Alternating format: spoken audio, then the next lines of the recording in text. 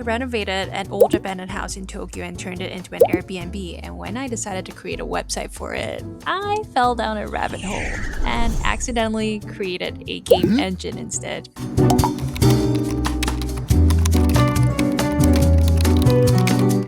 So I found this house. When I found it, it was very old and very dilapidated because it had been abandoned for many, many years. It used to be lived in by an elderly man, and I assume he passed away and it had been left vacant.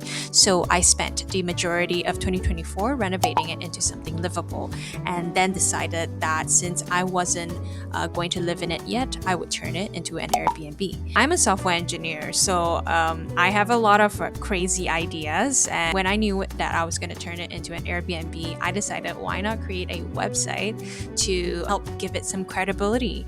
But I didn't just want to create a website. I think I started merging all the other ideas I've had for apps into this one, and I wanted to create something that was very game inspired. If you have seen my personal website, natashaann.com, you can see that a lot of its elements are very much gamified. That's the design, the whimsical, kind of nostalgic game design that I like, and I wanted to really bring it into this website as well.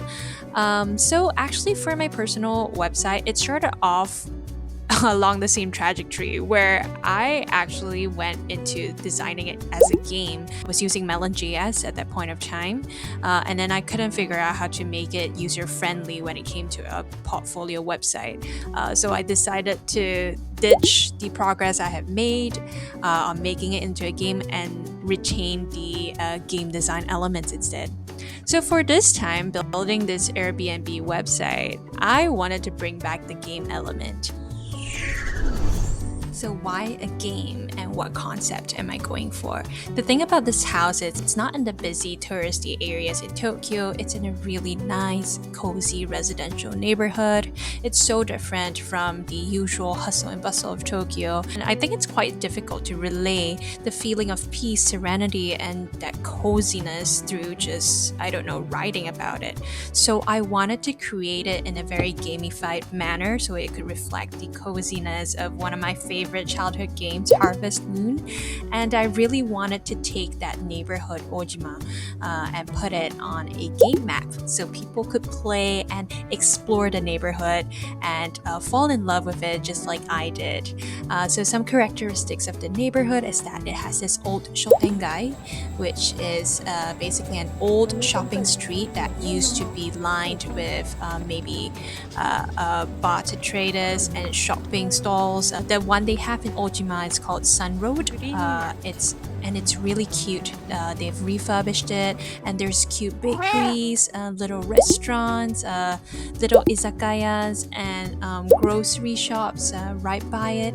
And to go to the house, you have to walk down this street. And I've met so many nice people and chatted with so many, and I've eaten at the bakeries. It's just such a pleasant little street, and I thought it would be so nice to be able to reflect it on this game map itself. So I guess the idea of the game is just to be able to create your own avatar and then walk down this shotengai with all these gamified shops and restaurants and grocery stores, so people can feel that same coziness and maybe have a lot of non-playable characters that are generated where you can kind of talk to them as you kind of approach the house.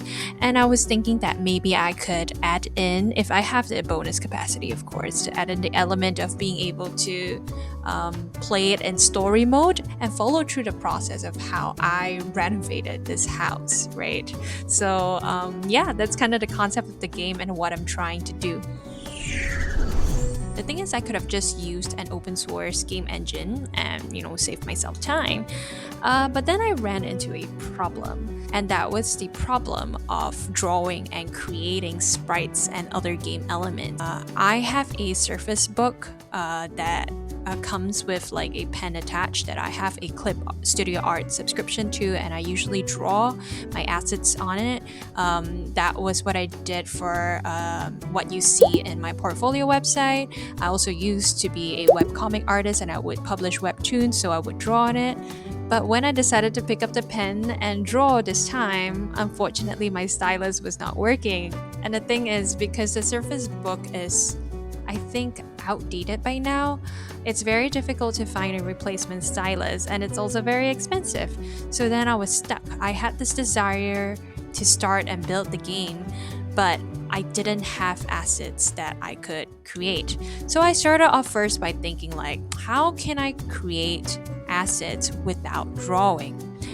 And then I realized, wait, I could actually draw the pixels out, code the pixels out, pixel by pixel, in the form of either an SVG or like a canvas.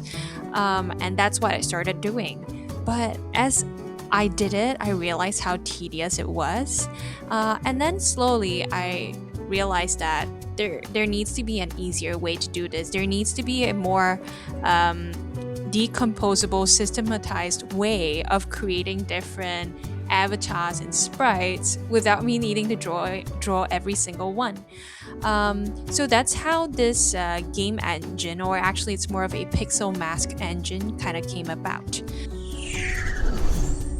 So if I want things like villages, tourists, shopkeepers, different hairstyles, different outfits, then suddenly I'll be drawing hundreds of sprites by hand, by code, pixel by pixel. So I started thinking about a way on how to simplify this process.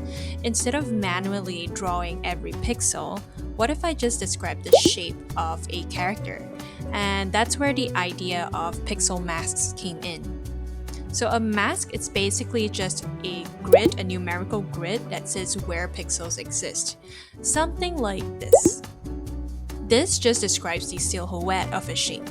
And then the engine that I wrote up renders that mask as pixels. Nice thing about this approach is that the masks stay really simple. They're just small arrays of numbers. And from there, the engine can generate the rest of the visual detail automatically. I also wrote like this algorithm that determines based on where the lighting is coming from. It determines the outlines, the shadows, and highlights of the shape. So I don't have to manually code that in as numbers, as in like 1 is a shadow, 2 is a highlight, and 3 is an outline, which was what I previously did, but then later realized I could just write an algorithm to determine where the highlighted spots were and where the shadows were. And also, instead of hand drawing every sprite from like as a whole character, using this I can define the basic shapes for the head, the torso, arms, legs, hair, the eyes, and then be able to compose those pieces into different characters. And that's what I did. I decided to create every single mask as separate pieces instead of one whole character. At this point, I also started looking into existing game engines, because if I'm building something that behaves like a small game, characters walking around, maybe a tile map, maybe some interactions, then the obvious solution is to use a game engine, right? But the thing is, most game engines feel like a massive overkill for what I'm trying to do. For example, something like Unity is incredibly powerful, but it's designed for full games with physics, asset pipelines, animation systems, audio systems, all this stuff. And even browser game frameworks like, I use Melon.js for my first iteration of my portfolio website, gamified version. But these browser game frameworks assume you're going to be loading sprite sheets and large image assets, which is not what I'm doing, because now I have codified everything and it's super lightweight, like each character is just a few KB. So this project is really just a website with some game-like elements. So pulling in a full engine would add a lot of complexity and bundle size for features I probably won't even use. What I really needed was something much smaller, something that just focuses on rendering the pixel sprites, of composing the characters from the different parts, so that I could generate a variety of different characters, generating the lighting and the outlines from the mask automatically, and later eventually supporting some simple movements like variations of the hand and then the leg, and maybe like turn the head left or right. So I ended up building a very small custom rendering system. The core idea is that every sprite starts with a mask, basically the shape of the object. From there, the engine runs a series of steps. First, it generates an outline. It checks every pixel in the mask and looks for edges where the shape meets empty space, like where the 0 meets the 1. And then it draws a darker border around those edges to create the outline. Then it generates the lighting. The engine assumes the light source is coming. In my case, I just put it as the top left. It could be top right or whatever, but I put it as top left. It's a very common convention in pixel art anyways. So if a pixel has another pixel above it or to the left, that area gets slightly darker because it's in shadow. So that's what that function does. And if a pixel has empty space to the top or left side, it gets a highlight because that's where the light is hitting. So the rendering pipeline looks something like this. You have the mask, and from the mask there's outline detection, there's shadow generation, there's highlight generation, and then the rendering of the pixels.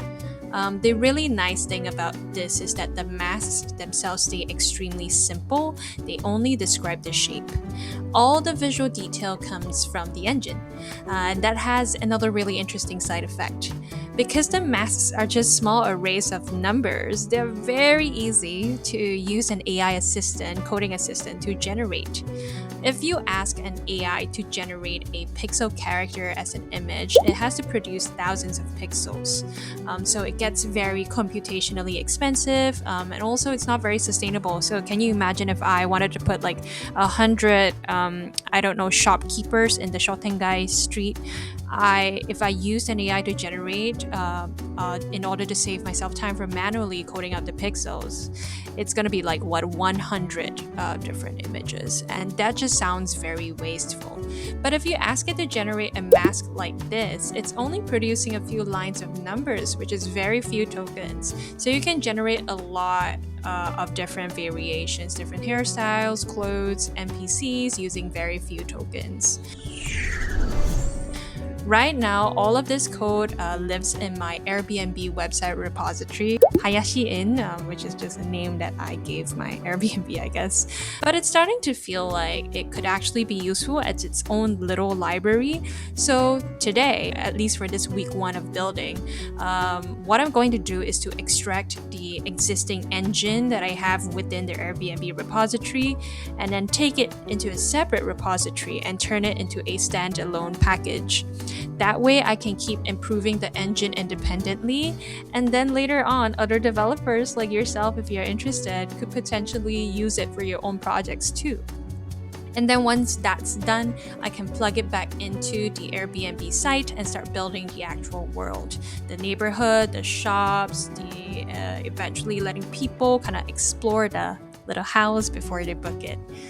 So yes, that's currently the plan for today as I mark week 1 of building this Gamify Airbnb website out.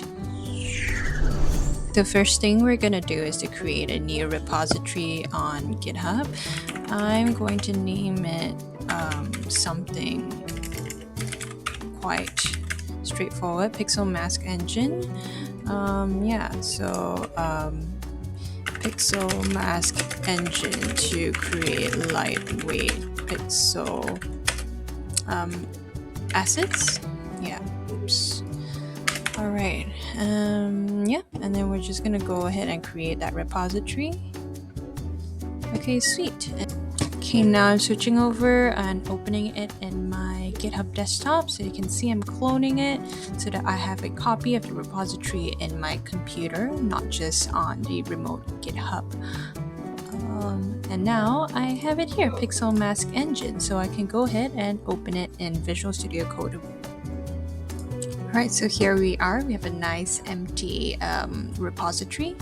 My original repository for the Airbnb website, which I've here named Hayashi Inn, and this is what I'm going to be referring to. What I'm basically doing is you can see these game engine related code on the side, and what I will be doing is transferring these over to the new repository I've created. We're gonna go ahead and create the folders to get ready for the migration. We're gonna have a source folder that will hold our core engine.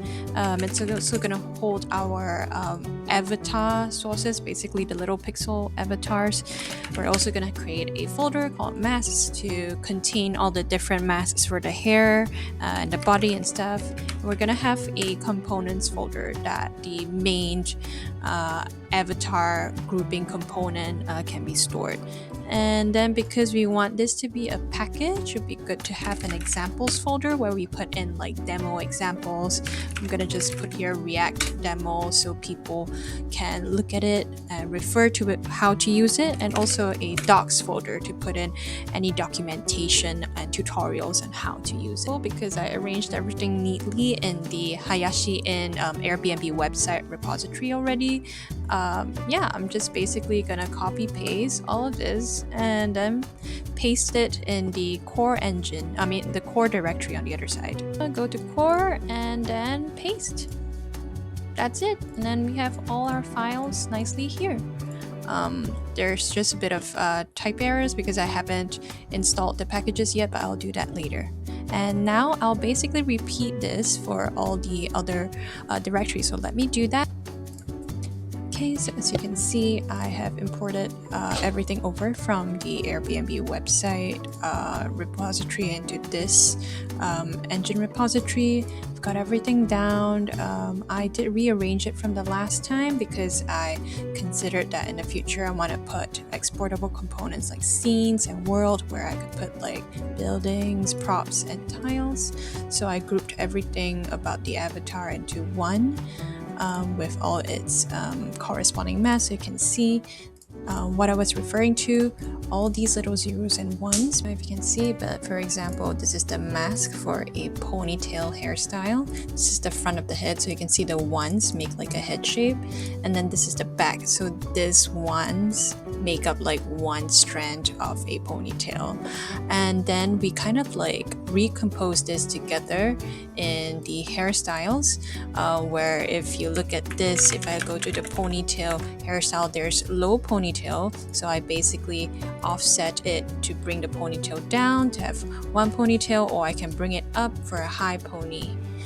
And for a double ponytail, I just take that ponytail mask and I basically make two of it, so and then invert it. Now for the avatar itself, it's just layers of masks on arms and everything. So you can see here, this is the full code where I have all the different masks like shoes, head, hair layered on top of each other to create the full avatar.